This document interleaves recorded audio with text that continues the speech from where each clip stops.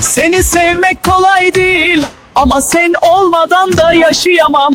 Seni seviyorum, hep seni, kalbime yalnızca sen varsın.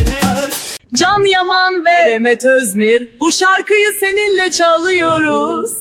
Seni seviyorum, hep seni, bu kalp sadece senin için çarpıyor. Seni düşünmeden geçemem, her nefesimde adın var. Biliyor musun? Her şeyden başladı. Seni seviyorum, hep seni, kalbimde yalnızca sen varsın. Seni seviyorum, hep seni, kalbime yalnızca sen varsın.